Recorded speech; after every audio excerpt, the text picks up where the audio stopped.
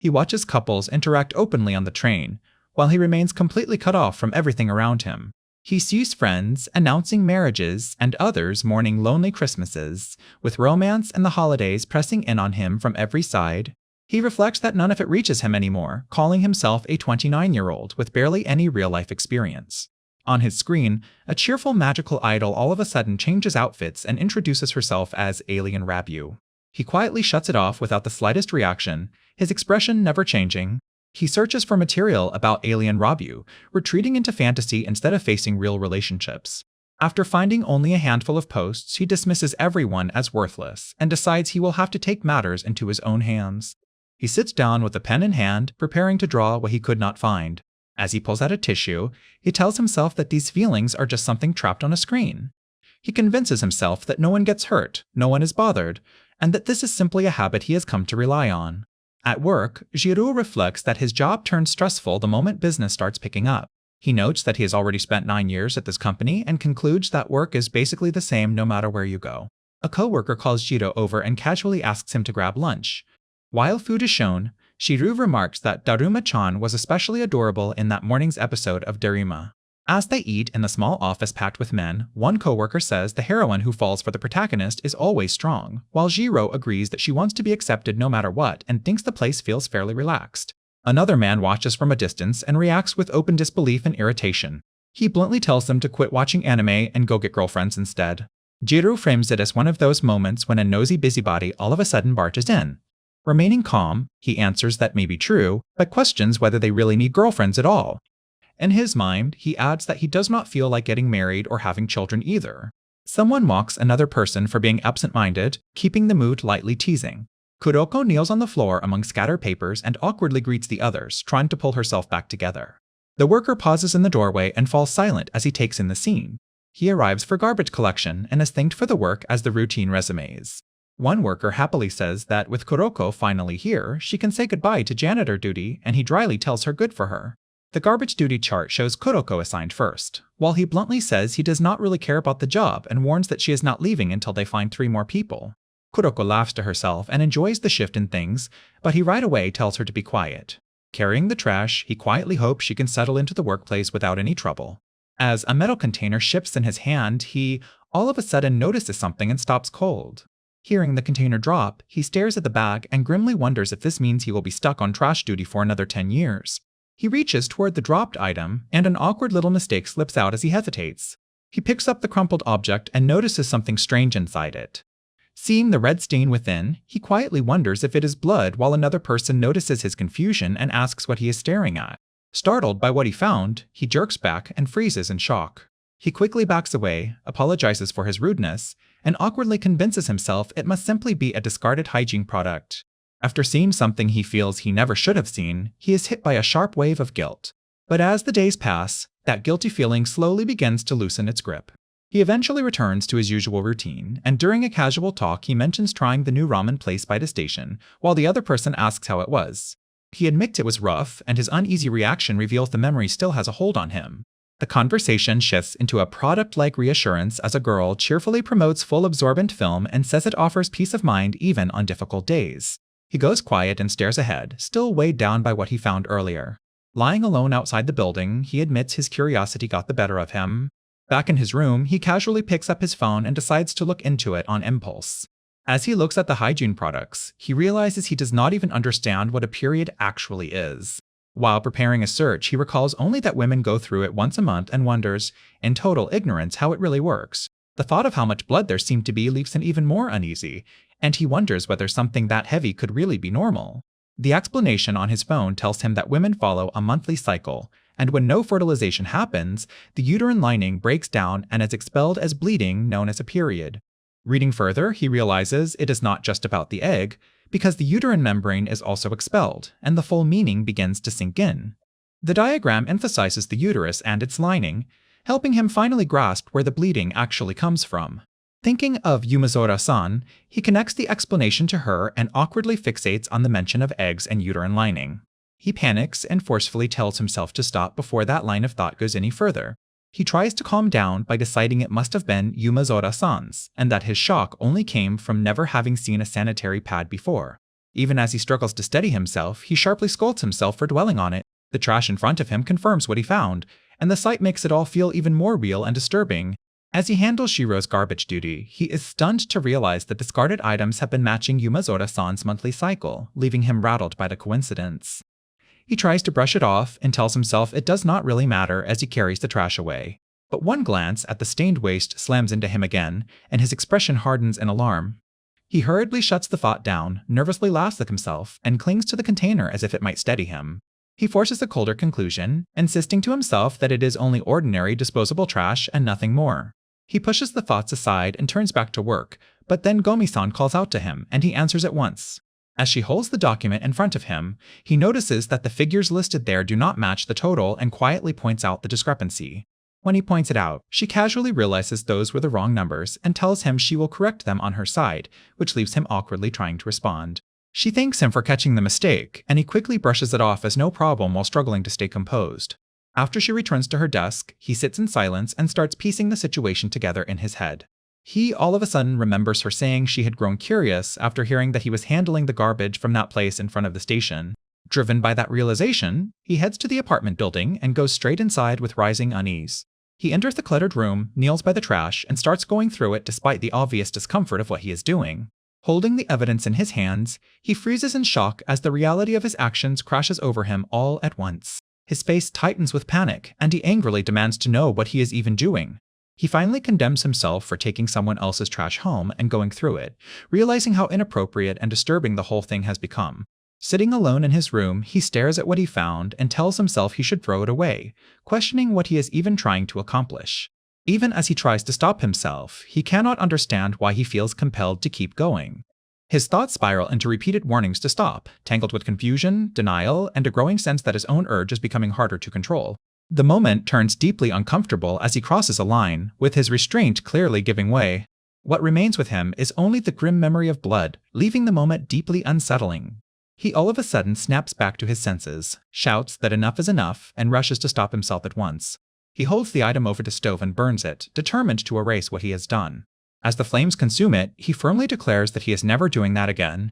Outside the building, he swears to himself once more that it will never happen again. The next morning, he arrives at work and offers a greeting, only to find Gomi-san already there as he awkwardly acknowledges her. The tension hangs there as the moment stretches on. The tension hangs there as the moment stretches on. The tension hangs there as the moment stretches on. The tension hangs there as the moment stretches on. The tension hangs there as the moment stretches on. The tension hangs there as the moment stretches on. The tension hangs there as the moment stretches on. The tension hangs there as the moment stretches on. The tension hangs there as the moment stretches on. The tension hangs there as the moment stretches on. The tension hangs there as the moment stretches on. The tension hangs there as the moment stretches on. The tension hangs there as the moment stretches on. The tension hangs there as the moment stretches on. The tension hangs there as the moment stretches on. The tension hangs there as the moment stretches on. The tension hangs there as the moment stretches on. The tension hangs there as the moment stretches on. The tension hangs there as the moment stretches on. The tension hangs there as the moment stretches on. Gomi-san thanks him for helping yesterday and says he fixed it so fast that it leaves her embarrassed. With a bright smile, she adds that he truly saved her, and the gratitude unsettles him.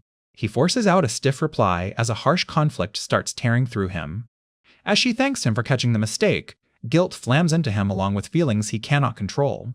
Hideo tries to crush the thoughts rising inside him, but deep down he knows that if he goes any further, his life could collapse.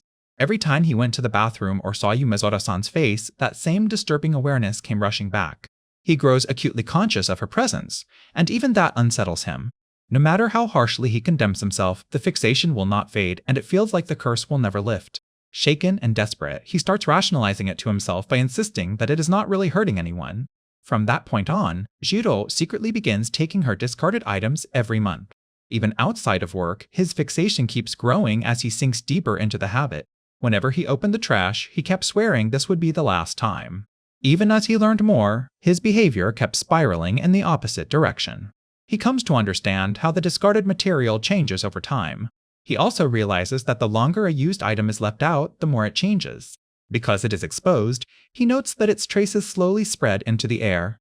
He concludes that the discarded material keeps changing from the moment it is thrown away until he retrieves it, and that even sealing it tight could only slow that process, never stop it. After piecing all of that together, Jiro becomes even more obsessed. That obsession hardens into a disturbing need for something more recent, revealing how far his mind has fallen. Jiro calculates that 29 days have passed since her last cycle and convinces himself that today should be the first day, expecting certain discarded items to be thrown away. His focus narrows into a cold, fixed stare as the thought fully takes hold. He notices a woman quietly stepping out from the restroom area, and his attention locks onto the timing. Realizing that the moment he had been waiting for has arrived, he goes instantly rigid. As a door clicks shut nearby, two co-workers casually mention that the bathroom lock has been acting strange and wonder if it has felt fiddly lately, while Jiro lingers in the background. Sweating and shaken, he confirms to himself that the item is still recent, and that realization drags his fixation somewhere even darker. Another worker leaves her desk saying she needs the bathroom, adding a fresh wave of pressure. In a cramped stall, he hurriedly turns the wrapped item over as panic closes in. Alone with it in his hands, he stands frozen while obsessive thoughts surge through him. He fixates on the fact that it had been with her only moments earlier, and becomes consumed by intrusive thoughts about it. Even though the trace is faint, Jiro convinces himself it feels strangely significant, and his face turns disturbingly absorbed. He stands in the stall in a daze, completely swallowed by the moment as his fixation deepens. In his spiraling thoughts, he tells himself this is more than a simple trace and starts giving it deeper meaning. A sudden realization hits as the door handle moves and the looming interruption shatters his trance. Startled by the sound, he jolts in panic as something drops and the situation turns chaotic. A woman outside apologizes and says she did not realize the stall was occupied. Jiro freezes at the still closed door while the handle rattles, trapping him under mounting pressure. As he hurriedly hides what he is holding, he nervously wonders whether nobody managed to open the door. The door clicks open, and he steps back into the office trying to look normal. He abruptly says he is taking a break and walks off, desperate to get away. A woman steps up to the restroom trash bin beside the toilet, unaware that its contents are already at the center of a hidden problem. Inside the bin, two rolled disposable items sit in plain view, making it obvious that another one is missing. Realizing that her items are gone, she turns pale and shaken as the loss instantly alarms her. As she stands by the sink, she anxiously concludes that someone has stolen her discarded items, and the thought deeply unnerves her. Covering her mouth in distress, she decides that Yumazora-san needs to hear this. An older male co-worker appears at the doorway, and she startles when he notices her there. Elsewhere in the hall, Jiro grimly admits to himself that he stole another one, and the weight of it starts crushing him. While forcing himself to keep walking, he tells himself he has to stop, just as someone asks whether he is free after work. He looks up in surprise when the older coworker speaks with the woman and notes that she has only been there for about 3 months. The older man goes on to say that he knows she still does not have any colleagues she can confide in yet. The older coworker says he thought they could go out for a meal and talk. She freezes in confusion, clearly rattled by what he just suggested. Jiro watches anxiously from the side, worried she may not be alright and convinced the man has ulterior motives. Yumazora-san thanks him for his concern and says she has adjusted well before, so she believes she will manage this time too. The older man instantly latches onto her words and presses her about what she means by another time. Jiro panics as she hesitates, and before she can answer, he cuts in by saying he does not have time to talk now and suggests next week instead. Yumazora-san tries to respond, but Jiro awkwardly steps forward as if to break the exchange. He directly calls to Yumazora-san and asks her to help him tally some receipts. She quickly agrees and politely excuses herself from the older coworker. Shiru leads her away down the hall with a tense expression while she follows close behind, and the older man silently watches them leave. Jiro opens his wallet and jolts in alarm, all of a sudden realizing something is wrong as Yumazora-san stands beside him. He hurriedly apologizes, flustered and unable to hide his panic. Hiru admits he only just remembered he had already handled it yesterday and insists she does not need to do anything, then apologizes again. As they start to part, Yumazora-san quietly thanks him with a hint of hesitation. She leans in and tells Gomi-san that he really saved her, while Jiro is left frozen under the weight of her gratitude. Alone with the item in his hands, Jiro is crushed by shame and realizes he has become the worst kind of person. He stares at the trash in despair and swears to himself that this is the last time and that he will never take anything again. Later, Yumazora-san answers a call and calmly says that it is fine.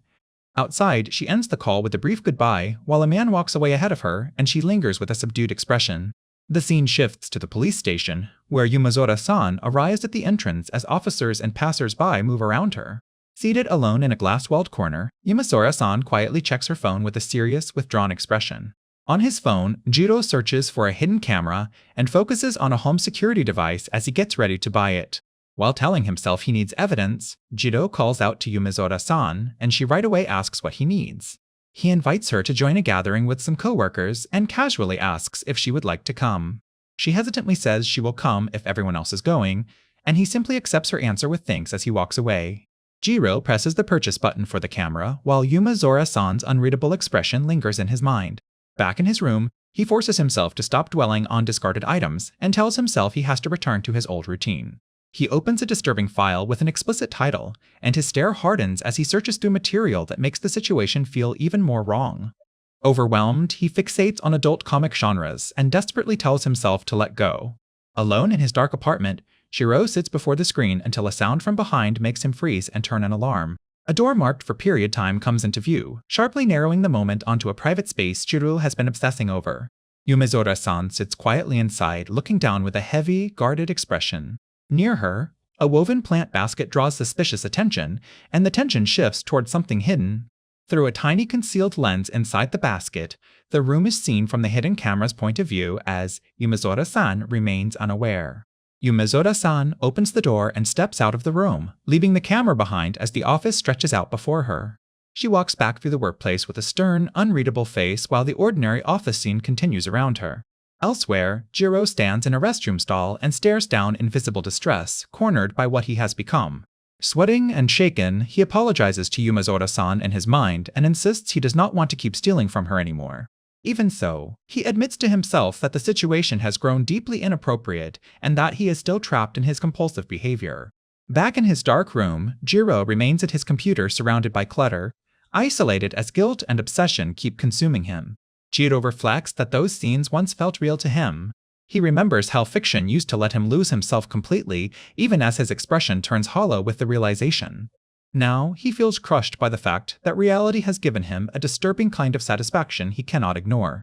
In tears, he admits that he can no longer immerse himself in fiction anymore. While apologizing again and again, he resolves that this will be the last time. Hidden behind the plant basket, he clutches himself tightly and promises he will never do it again. The concealed lens in the basket is finally revealed, and then the tiny camera is shown in someone's hand. Yumezora-san quietly stands in the utility area, focused and unreadable as she handles something in silence. With a tense expression, Yumezora-san takes the camera and places it into her bag before heading out. As she walks away through the office, Yumezora-san announces that she is leaving, and someone calls out to her in surprise. A coworker breezes over with a smile and urges them to get moving. Yumezora-san turns, confused, and asks what is going on. The coworker reminds her about the get-together, and Yumezora-san slowly remembers. As Yumezora-san hesitates, the coworker asks if she forgot, leaving her visibly shaken and unsure. Jiro stands stiffly in the office while the coworker casually faces Yumezora-san, pulling him into the moment. The coworker explains that Minami-san's child has a fever and she cannot come, and Yumezora-san realizes the gathering has all of a sudden shrunk to just the three of them. Yumezora-san awkwardly tries to excuse herself, but the coworker barrels ahead and says they should leave. As the three head out together, the coworker starts laying out the plan for the evening when a superior all of a sudden shouts for Yoshiki. The superior cuts in angrily and orders Yoshiki to fix the invoice mistakes right now. The superior flatly says this is no time for drinking, while Yoshiki is left stunned and the others stand there with their bags. Yumezora-san calls for Yoshiki to wait, but the coworker keeps pushing, insisting he already made a reservation. Yumezora-san apologetically tells the others to go on without her, leaving Jiro facing her in silence. Outside the office, Yoshiki rushes over while Yumezora-san waits beside him. As they walk through the city at night, Yoshiki is overwhelmed by the fact that he is actually going out for drinks with Yumezora-san. Jiro walks beside her under the weight of heavy guilt, questioning his past misconduct and wondering why this had to happen now of all times. Jiro nervously asks whether she is really okay with going out for a drink with him. Yumezora-san calmly says she is, but Jiro still cannot shake the unease. As they walk, Jiro viciously blames himself and thinks she would never openly admit if being with him made her uncomfortable, especially when he is the senior who pushed her into this. They arrive at the restaurant, and the air turns quiet as the three settle into a private booth. The coworker laughs and says that is true, while Jiro apologizes in disbelief that Yoshiki ended up leaving them behind instead of joining them. In the private booth, Jiro forces an awkward laugh and hesitantly tries to keep the conversation alive. The server asks what they would like to drink, while Jiro sits rigid and Yumezora-san lowers her gaze in silence. Jiro quickly orders a beer, and Yumazora-san quietly asks for a mega highball instead. Jiro asks what Yumazora-san wants to eat, then orders grilled sashimi, miso with pickled cucumber and squid. Yumazora-san adds fried chicken in a small but steady voice. As the food and drinks arrive, Jiro tries to sound casual, reminding himself to meet her eyes as he asks whether she has gotten used to the job yet, while nervously fearing she might see him as just an introvert otherwise.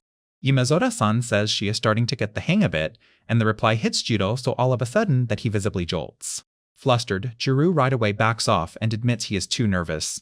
Yumazora-san says the air conditioning is too cold. Jiro notices the gesture and sinks into deeper confusion, wondering if he had made her uncomfortable. Jiro panics internally, terrified she thought he had been staring at her, when he had only lowered his face. Yumazora-san says she is curious about the video but reminds herself that only the two of them are here now, then asks for another mega highball and decides they should just drink instead of overthinking it. Jiro spirals in silence, insisting to himself that it was all a misunderstanding and desperately hoping she does not think he was looking at her inappropriately. Yumazora-san calmly asks for one more mega highball. Leaning in with bold intensity, Yumazora-san addresses Gomi-san and directly asks whether he has a girlfriend. The spell changes her condition in an unexpected way. Caught off guard, Jiro stammers in confusion, then awkwardly counts back and says his last relationship was about 5 years ago, or 29 years if taken literally.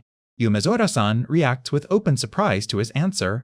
Flustered and blushing, Yumazora-san starts to ask how he normally deals with things, then abruptly cuts herself off in embarrassment. She right away takes the question back, apologizes, and leaves Jiro even more confused as the awkwardness thickens. Blushing behind an uneasy smile, Yumazora-san all of a sudden asks whether he still goes to those kinds of places, leaving the blunt question hanging in the air. Jiro jerks back in panic and hurriedly insists that he does not, adding that at least he has not gone recently. From across the booth, Yumazora-san catches his wording instantly and teasingly points out that his answer makes it sound like he used to go. She right away breaks into uncontrollable laughter, apologizing through her giggles as his slip clearly delights her. The laughter hangs in the booth as she tries to settle down, and Jiro awkwardly asks her to excuse him while she assures him it is fine. Still smiling and lifting her drink, Yumazora-san presses further and asks what kind of places he used to go to, making Jiro recoil in shock. Jiro panics internally, stunned that Yumazora-san is talking so openly about such matters, and he can barely keep up with the conversation. With a playful grin, Yumazora-san asks what the problem is, as if his discomfort only makes this more fun for her. Jiro stares in disbelief and thinks it feels like her entire personality has all of a sudden changed, while she urges him to explain what he means. Under the pressure, Jiro hesitantly says it is simply a place he used to visit from time to time, repeating that he has not been there recently. Jiro reveals that his fear of women began back in middle school, and the memory still hangs over him like a shadow. He recalls reaching adolescence, when rumors and confessions around him made him start noticing how cruelly people could be judged. As some girls laughed off a confession and called it disgusting, Jiro watched the humiliation unfold and felt the message sink deep. He came to believe that if someone's feelings were treated as filthy, then that person would be pushed to the very bottom of society's hierarchy. As he grew older, he saw tense confrontations between men and women and heard accusations of harassment, which only fed his anxiety.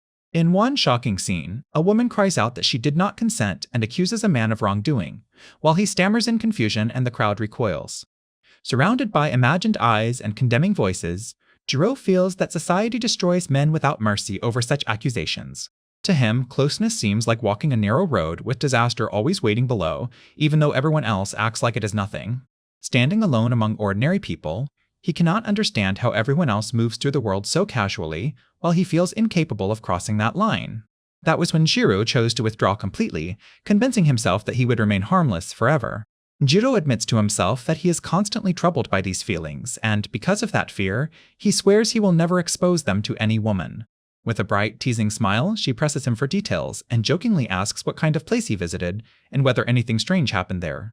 While they sit at the table, she calmly follows up by asking whether there were any other people involved. The moment becomes overwhelming and emotionally difficult for both of them. As the tension lingers over the table, he abruptly says he needs to use the restroom, and she casually tells him to go ahead.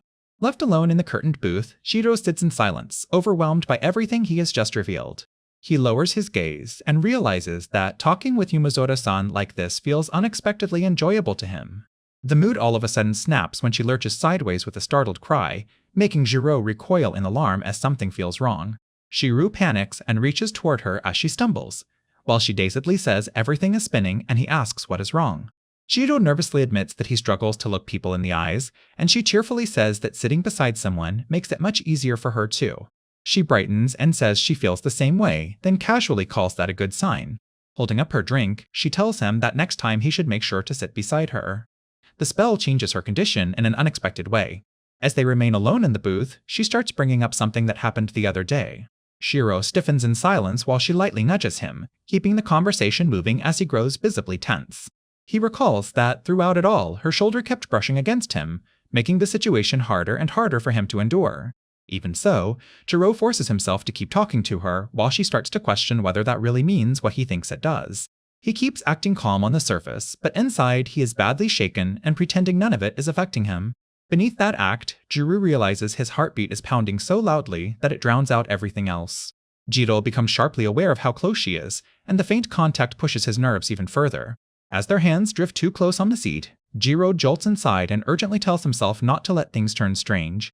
Trying to steady himself, he awkwardly asks what she wants to do after this while internally forcing himself to stay composed. Flustered and sweating, Jiro blurts out that they could go somewhere else. The two of them freeze, and the weight of what he just suggested makes the moment instantly tense. She all of a sudden places her hand on his leg, and Jiro stares in total shock as the interaction becomes too much for him to process. Seeing his reaction, she looks startled and uneasy, as if she realizes the moment has crossed into dangerous territory. She quickly apologizes, and Jiro hurriedly says he already has plans for tonight. He pulls back at once and tells her it is no problem and that she does not need to apologize for bothering him.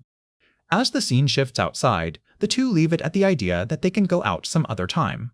Outside Tonbunji Station, the evening comes to a quiet close as people move in and out beneath the station entrance. The woman thanks Jiro for the enjoyable evening, speaking politely as they part near the ticket gates. Shiro awkwardly replies that he feels the same, trying to hold himself together as he answers her.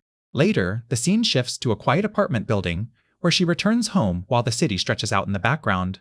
Inside, she holds up the small hidden camera with a flat, troubled expression, making it clear she has discovered what was left behind. On a crowded train, narration reveals that she is sometimes harassed during her commute, turning the atmosphere instantly tense and suffocating. Trapped among the passengers, she looks frightened and rigid while a man presses far too close behind her. As sweat runs down his face, the narration compares people like him to mindless insects, condemning the way they act on impulse without thought. The comparison grows even harsher, saying such behavior strips away all worth and reduces their very existence to something vile and hollow. The man leans in with a disturbing grin and taunts her for not running, while his words and presence make the situation feel even more threatening. His thoughts grow heavier as he realizes he still feels unsettled. In his room, he admits to himself that someone has been stealing her personal items, and the memory deepens his distress. While handling the hidden camera and its storage, he thinks about taking all the evidence and getting rid of it. Yumezora-san rises in his mind as his thoughts become dangerous, and he fixates on the idea of harming them. Later that night, he lies awake in room while the silent house mirrors his unrest. Then, he all of a sudden remembers that she once grabbed his hand, and the memory jolts him fully awake. Staring ahead in shock, he wonders if that moment could mean she might actually care about him. He instantly rejects the idea as impossible, jerking upright and trying to crush the thought. Another voice of reason cuts in harshly, telling him not to be an idiot, to go to sleep, and asking what kind of fantasy world he thinks he is living in. Even so, panic and hope knot together as he trembles over the possibility that Yumezora-san likes him and starts wondering what he should do if that is true. Outside the building, his panic spikes as he internally cries out, frantically asking himself what he is supposed to do. Entering work, he forces himself to stay composed and offers a careful good morning. As he walks through the office, he warns himself not to act strange or people will think he is creepy, and he insists that nothing happened yesterday while greeting the room. When he notices Yumezora-san in the office, his composure nearly cracks, but he still manages to greet her. Clutching something in his hand, he tells himself to stay calm and act like he always does. With a stiff, unnatural smile, he repeats his good morning. Yumezora-san looks over with quiet surprise, her expression unreadable as she takes him in. The two exchange good mornings, but his face tightens with alarm as the moment instantly feels off. As Yumezora-san walks past without stopping, he is left behind wondering in shock if she just ignored him. By the following day, he tries to calm himself by deciding he is overthinking and that she does not have to greet every single person. The next couple of days pass in silence, and the two of them do not speak even once. Watching her from behind, he anxiously wonders if she somehow found out. He instantly rejects that thought as impossible, even while sweat and panic keep rising inside him. He tells himself she has not shown any sign of being bothered since the night they went out. Even so, his face stays tense as unease follows him through the street. He convinces himself her distance likely has something to do with whatever happened while they were drinking, which would explain why she is avoiding him.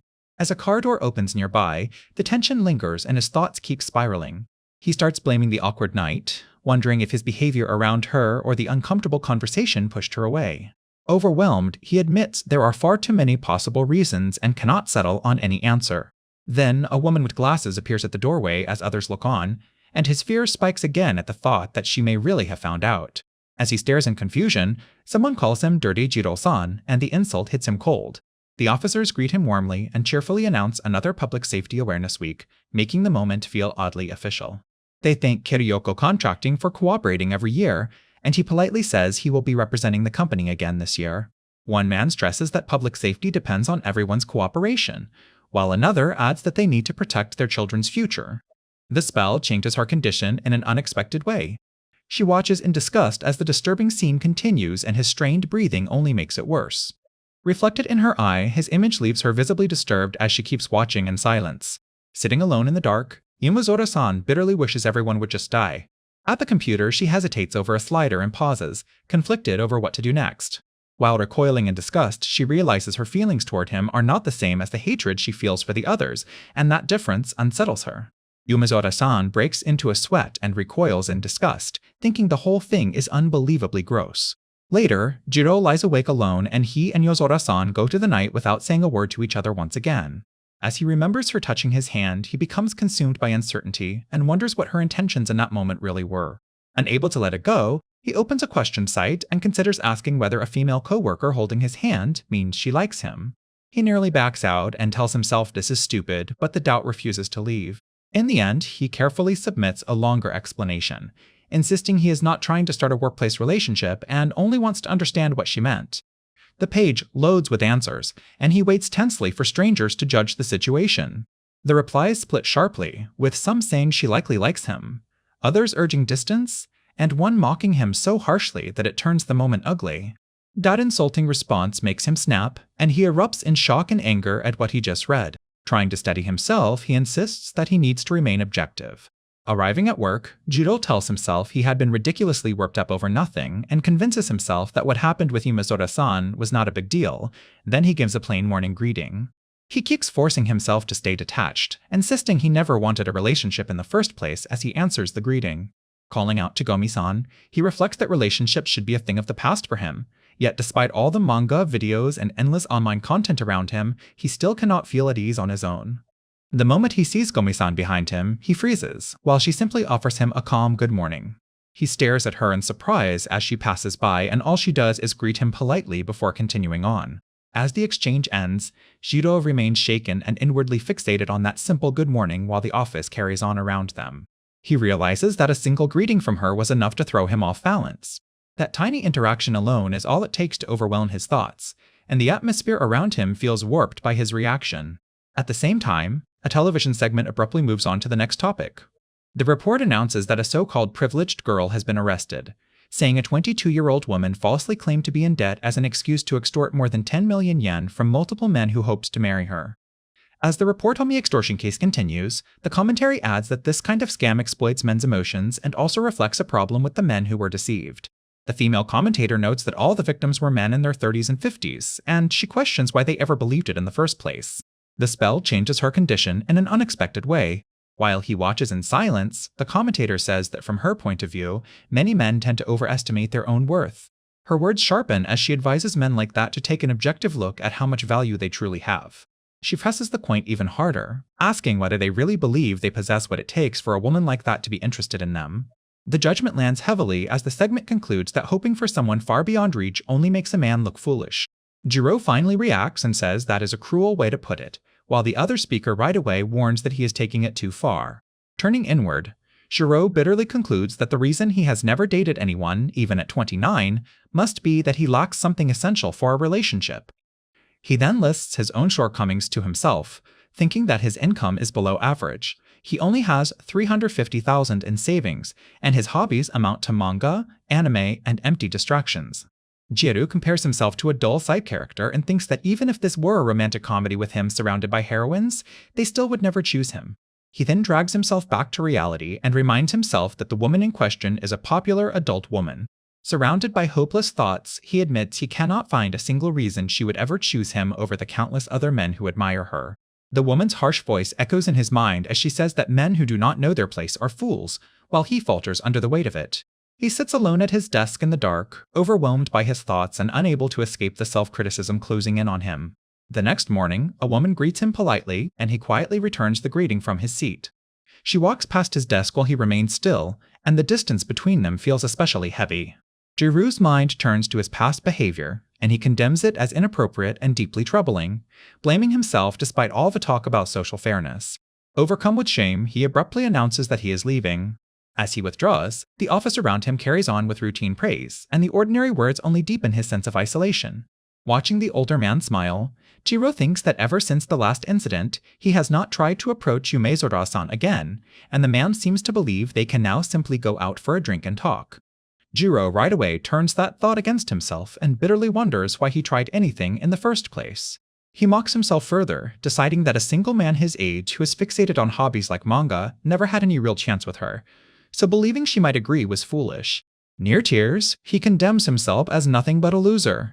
Sitting alone in the office, he abruptly decides to leave for the day, then catches himself and wonders why he is even doing this. As someone casually praises his work, the ordinary comment shocks him and leaves him frozen in place. He looks up to see Yumezora-san standing there in the office while he remains seated in the background. The narration notes that, at that moment, only Jiro and Yumezora-san were there, and he stares at her in surprise. His breath catches as the moment hangs for reasons he cannot explain. With Yumezora-san standing by the window, Jiro feels that if he does not speak to her right now, his life will never move forward. Shuru panics at the thought that if she refused him, it might mean she never cared at all. The idea hits him so all of a sudden that he internally rejects it over and over, reeling that this is far too abrupt. He locks onto Yumezora-san by the window, his eye wide as the entire moment narrows to her alone. Gathering himself, he blurts out Yumezora-san's name and calls after her. In the quiet office, she turns and answers him simply, while he hesitates and struggles to continue. Staring at his drink and shaken, Shiho awkwardly thanks her for going out drinking with him the last time. Yumezora-san responds lightly that she had fun too. Jiro presses on, asking if she got home safely since she had been quite drunk, while admitting he is speaking because he does not want her to reject him after all.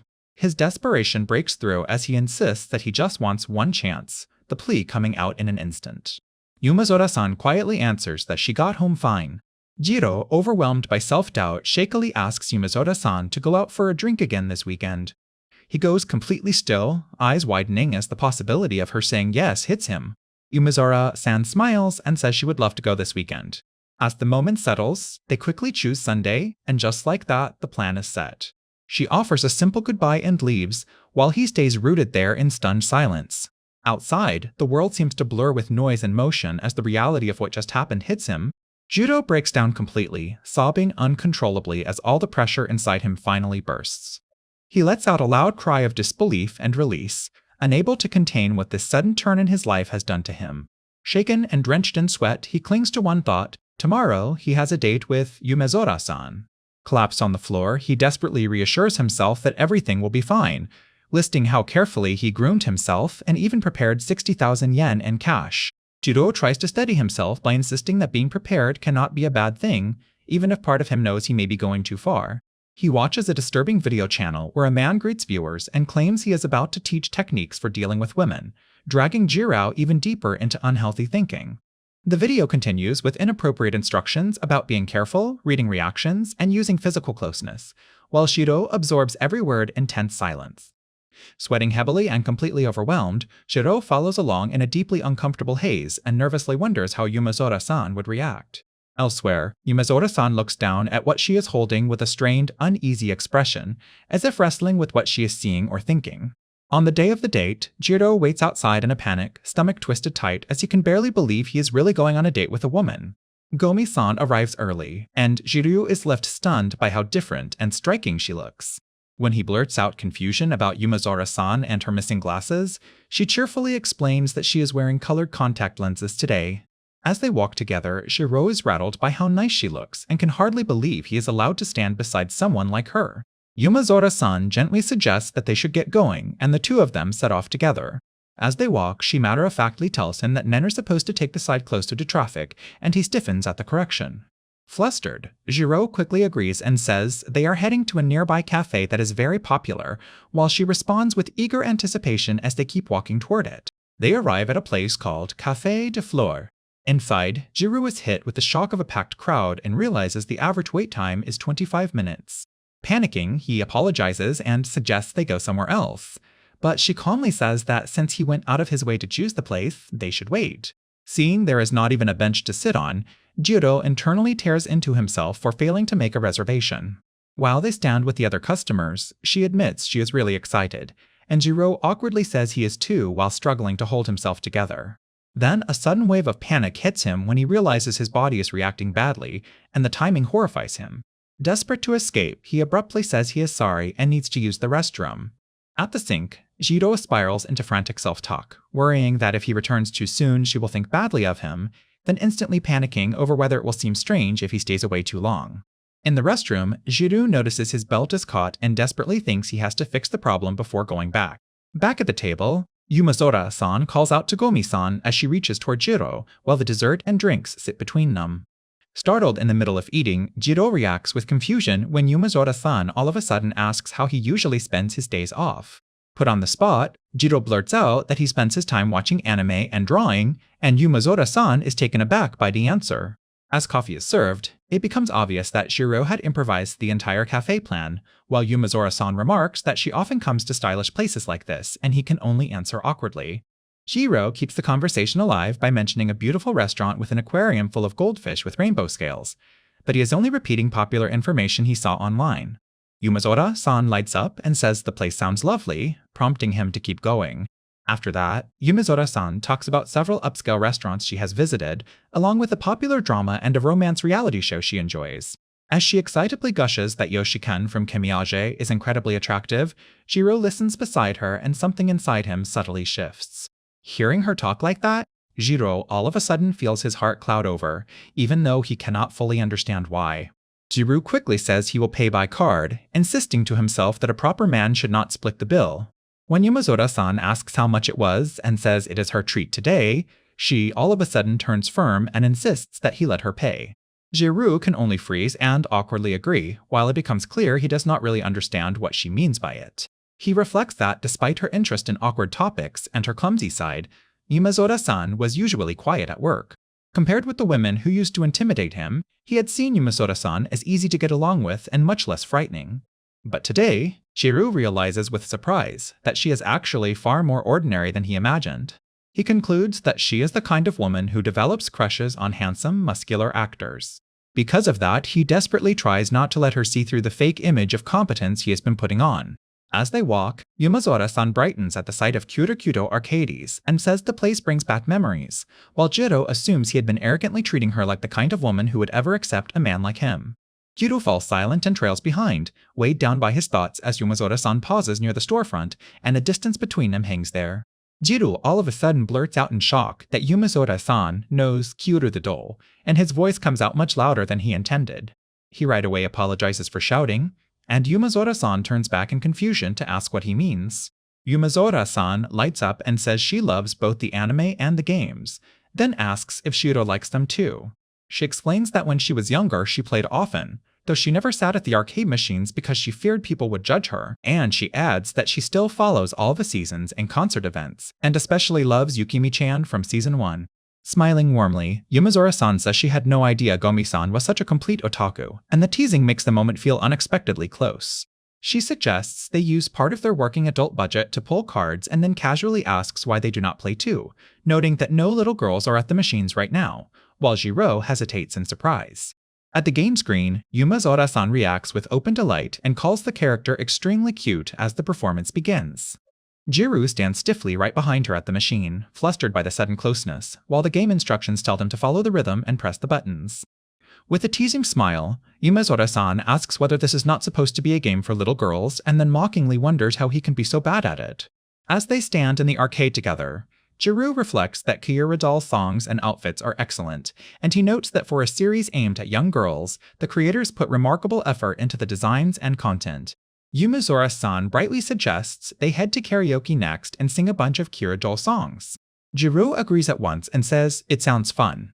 The spell changes her condition in an unexpected way. As they walk the hallway, both note that it has been a while since either of them last went to karaoke. Once inside, Yumazora-san nervously asks if he can sing first, and Jiro suggests they have something to drink before starting. He notes that it was lucky they stopped by the convenience store first, since the place allows customers to bring in their own food and drinks. They raise their drinks for a casual toast, and with that, the private karaoke session begins. Yumazora-san sits with a drink in hand as the scene lingers on the tense atmosphere. Jiro keeps his focus on staying casual and respectful, then asks whether they should order fries or something else. Even in the closed room, Jiro keeps reminding himself that Yumazora-san only invited him to have fun at karaoke, and that he must not let his thoughts turn rude or inappropriate. As the karaoke menu scrolls, they happily agree that nothing beats the season's opening theme. Yumazora-san starts singing into the microphone, and Jiro watches in stunned silence as the room's mood shifts around her voice. Jiro notices how carefully she follows the rhythm and quietly mouths the lyrics, and he says that seeing her like this makes him genuinely happy while nervously noting that the movie version is next. Yumazora-san continues singing with bright energy, completely absorbed in the song. Jiro is overwhelmed by how beautiful her voice sounds, and by the fact that she is singing just for him, and the emotion all of a sudden makes his eyes well up until she notices and asks if he is crying. Flustered, Jiro apologizes for acting strange and admits that the whole experience moved him even more than simply being in karaoke alone with a woman, while Yumazora-san gently tells him he startled her. As snacks and drinks sit between them, they keep flipping through the song list and settle deeper into the session together. They sing side by side with microphones in hand, and the tension gradually gives way to a lighter, more cheerful rhythm. From the doorway, Yumazora-san says their taste in music is surprisingly similar even beyond anime songs, and she adds that she is having a blast. Holding her drink, Yumazora-san suggests that maybe the two of them are simply compatible. Sitting close together on the karaoke bench, Yumazora-san laughs and asks what the giggling is about while Jiro awkwardly cuts himself off mid-thought. As they shift on the seat, Yumazora-san slides closer beside him, and Jiro instantly stiffens at the sudden closeness. Jiro freezes when Yumazora-san's hand comes to rest on his leg, and all he can do is say her name in shock. He is stunned that she has placed her hand on him, yet Yumazora-san keeps behaving as if nothing unusual has happened. While maintaining that unsettling contact, Yumazora-san casually talks about having gone to a concert the other day, as though this moment is completely ordinary. Jiro forces himself into small talk, so she will not notice how shaken he is, even admitting that he has not had much chance for casual conversation lately. Even while trying desperately not to look, Jiro becomes painfully aware of just how cramped and unbearable the situation has become. Yumazora-san quietly explains that when she drinks, she tends to get too close to people and asks him not to think much of it. After an hour and a half alone together in the karaoke booth, Yumazora-san lightly taps at him again, keeping the pressure alive. In the cramped private room, Jiro feels completely overwhelmed as Yumazora-san's presence seems to swallow the entire space around him.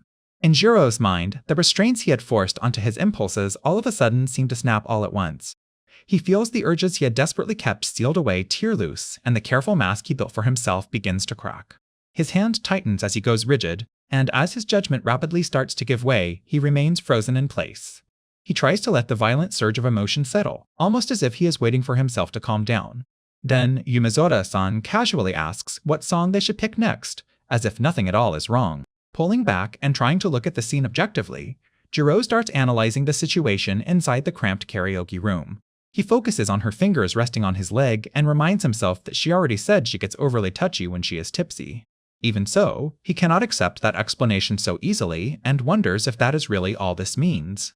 He questions whether alcohol alone could explain such casual contact, or whether he is only imagining meaning where he cannot fully understand it. He remembers that she had also been drinking when she briefly held his hand the other day, and he starts wondering if this is simply how she acts when intoxicated, even as doubt still lingers. As he watches Yumazora-san beside him, Jiro desperately wonders whether he is imagining that she might feel any kindness toward him at all, despite how uncertain everything is. He instantly tries to shut down that hopeful thought, lowering his head as he questions whether Yumazora-san means anything by this at all. Reaching for his drink in the cramped booth, Jiro forces himself to focus on the simple fact that they are sitting so close. He keeps piling up explanations to calm himself, insisting it could just be confidence, drunkenness, or simple carelessness. From where he sits, the booth feels even smaller as fear and hesitation keep swelling inside him beside her. The spell changes her condition in an unexpected way. With all those emotions crushing down on him, Jiro finally pushes himself and lightly taps her hand. Yumezora-san casually says they should sing Sako-chan next, and Jiro can only answer stiffly as her normal tone leaves him reeling. Sitting close together at the table, she cheerfully holds the microphone while Jiro stays rigid and wide-eyed, overwhelmed by how natural she seems. As they sing side by side, Jiro stares ahead in disbelief and wonders if this moment can really be happening. Chirao lowers his head as his heartbeat grows unbearable under the weight of the moment. Barely able to breathe, Jiro still feels relieved by the outwardly calm mood as they sit tightly together in the booth. As their hands touch, he fixates on how small her fingers and nails feel, and it overwhelms him. To Jiro, her fingers feel strangely important, and he clings to the contact like the only thing keeping him together. Her light grip makes Jiro feel as if she is silently telling him everything will be okay. While their fingers remain linked, Jiro imagines confessing that he likes her and asking how she truly feels about him. Caught in that rush of hope, he even imagines her saying she likes him too and that she is happy right now, leaving him stunned. As her hand shifts in his, Jiro reads the movement as her trying to adjust more comfortably. Lost inside the fantasy of the moment, Jiro convinces himself they could stay like this for a long time. Then Yumezora-san all of a sudden addresses Gomi-san, snapping the moment brutally back to reality. Jiro jolts when she all of a sudden says she is curious, and he blurts out a shaken reply as panic flashes across his face. With an unreadable expression, she asks Jiro whether he is hiding any secrets, and the atmosphere turns tense in an instant. The spell changes her condition in an unexpected way. She casually explains that she simply likes this song and notes that it is the one Miko-sama sings, easing the immediate tension. She excitedly says it is from episode 38, laughs that he even knows the episode, and explains that it is the one where the girl talks about her secrets before praising that episode's live performance as especially elaborate. While standing by the table with him, she looks back and asks for agreement, and Jiro can only follow along with a strained response. As the song continues, their conversation slowly drifts onward.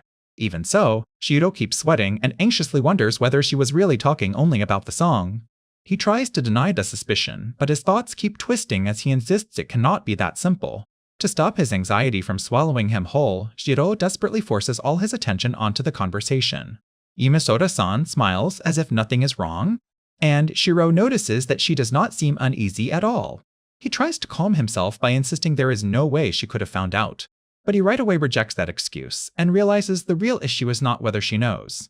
As they move through the city at night, Jiro admits to himself that what he has done will not simply disappear, and that her finding out would only be the smaller problem. Yumezora-san cheerfully says that singing all those songs was a lot of fun, while Jiro is crushed by the thought that he has betrayed her trust. He catches himself spiraling, then forces himself to stop before his guilt shows any more clearly. The moment becomes overwhelming and emotionally difficult for both of them. Yumezora-san excitedly says they even had the first edition CD signed by the voice actress herself, Kagano Yoko, and Jiro reacts with sincere amazement. She goes on to say that she traveled all the way to Aomori just to get the autograph, and Jiro blurts out that Aomori feels even farther than traveling to Hokkaido. She agrees, but says she ended up enjoying drinking alcohol on a Shinkansen, and that time flies when someone is having fun, which Jiro admits he can understand. As they keep walking, Yumezora-san says the thrill of the trip and the fresh scenery make her feel young, then happily adds that she has been wanting to see the local theater in Tokyo that was showing Porikori. She says she loves that series so much that life would feel incomplete without watching it, and Jiro agrees while joking that she really is a devoted fan, and admitting the art on the big screen was especially cute. Yumezora-san casually suggests that they stop by the theater and watch it. The two continue down the street together, and the invitation hangs in the air as Jiro takes in what she just proposed. Jiro right away brightens and says it is a great idea, adding that he would love to go. Yumezora-san promises he will enjoy it, then says he is finally talking more naturally and offers to buy drinks, adding that they could get ice cream too.